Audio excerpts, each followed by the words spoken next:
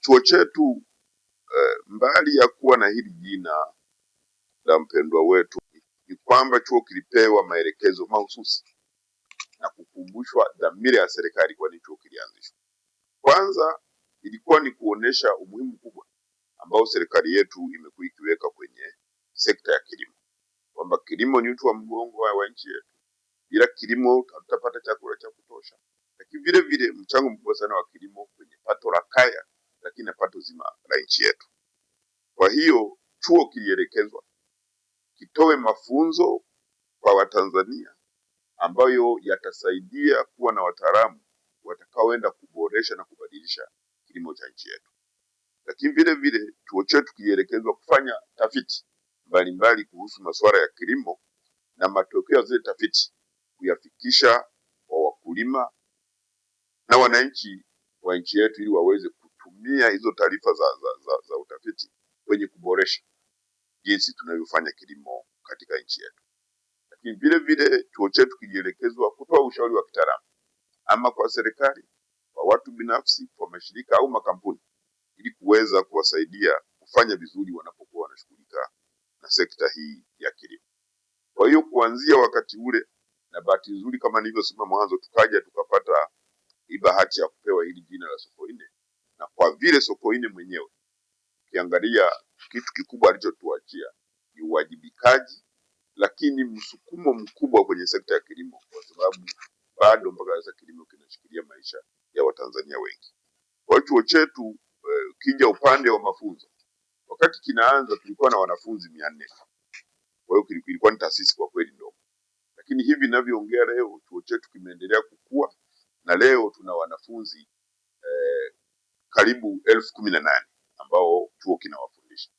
Kwa hiyo unaweza ukaona kwamba tumefanya hili jukumu kwa kweli kwa bidii, lakini kwa uadilifu mkubwa na kwa umahiri, kuhakikisha kwamba tunazalisha wataalamu wa kilimo katika nyanja zote, ambao sio tu watakuwa na utaalamu unaojitosheleza, lakini watakwenda kuwa na idadi inayokidhi mahitaji ya taifa letu. Kwa hiyo tumeendelea kulifanya, na kwa kweli kila baada ya miaka isiyozidi 3 mpaka 5 sisi tunafanyia mapitio kwenye mitaala yetu.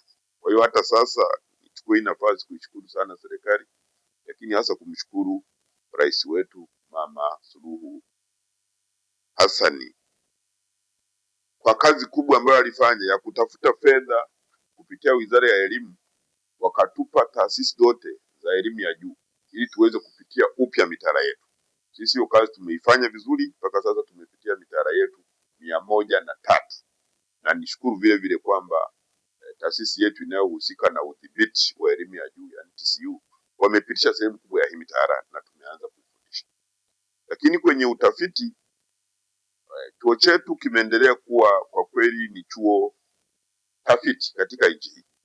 Katika nchi hii Sokoine ni chuo ambacho kwa kweli huwezi kuzungumzia utafiti wa kisayansi na hasa kwenye kilimo, mifugo na uvuvi na usihitaji Sokoine.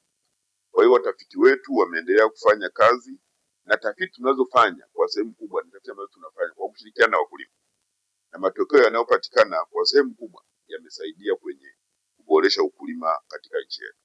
Lakini vile vile tumeendelea kutoa ushauri wa kitaalamu kwa serikali, na nichukue hii nafasi kuwashukuru sana hasa viongozi wa wizara yetu ya kilimo, kwamba kwa mara zote wanapotaka ama kuandika sera mpya au kuandika chochote ambacho kinakwenda kutoa mwelekeo mpya kwa sekta ya kilimo, kwa kweli wamekuwa wakituhusisha, na sisi tumekuwa tusiti kutoa wataalamu na kushirikiana nao.